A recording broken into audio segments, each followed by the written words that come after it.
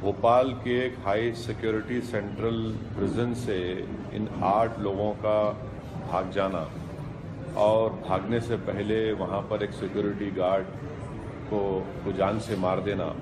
और फिर 10 घंटे के बाद 10 किलोमीटर के अंदर इनका एनकाउंटर होना और एनकाउंटर जिस जगह पर हुआ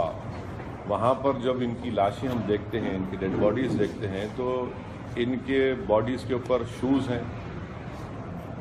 हाथों में घड़ी है, रिस्ट बैंड है और बेल्ट है। जब कोई भी अंडर ट्रायल होता है तो उसको जेल में ना घड़ी पहनने की इजाज़त होती है, ना शूज़ पहन सकता है, ना बेल्ट लगा सकता है और ऊपर से इनके ऊपर ग्रेव ऑफेंसेस थे यूएपीए के। तो ये बड़ी ताज्जुब की बात है कि इतने कपड़े पहनकर ये लोग भागने में कामयाब हुए। तो एक दूसरी बात, इस बात का खास ख्याल रखना चाहिए कि मक्का मस्जिद, अजमेर, मुडासा, समझौता और हमारे वाइस प्रेसिडेंट हामिद अंसारी पर भी जो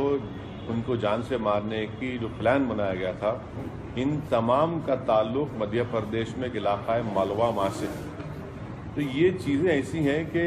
अब बहुत ज़रूरी है कि हक़ायक़ को जानने के लिए और किस तरह से एक सेंट्रल प्रिजन से लोग भाग गए, इसके लिए ज़रूरी है कि सुप्रीम कोर्ट से इंक्वायरी करवाई जाए। मध्य प्रदेश गवर्नमेंट खुद जाकर सुप्रीम कोर्ट से कहे कि आप इसकी इंक्वायरी कराइए, ताकि सेंट्रल प्रिजन से अगर कोई भागता है और फिर इनको आपका होम मिनिस्टर मध्य प्रदेश का ये कहते हैं कि इनके पास चमचे थे, हथियार नहीं था,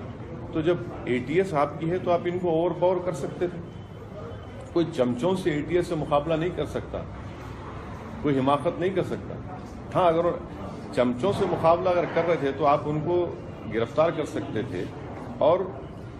कोर्ट में पेश करके सख्त सजा दिला सकते थे। और आखिर बात यह है कि जितने भी टेररिस्ट के केसेस हैं, चाहे किसी के हो, ये बहुत ज़रूरी है कि एक टाइम बाउंड में इन केसेस को ख़त्म किया जाए।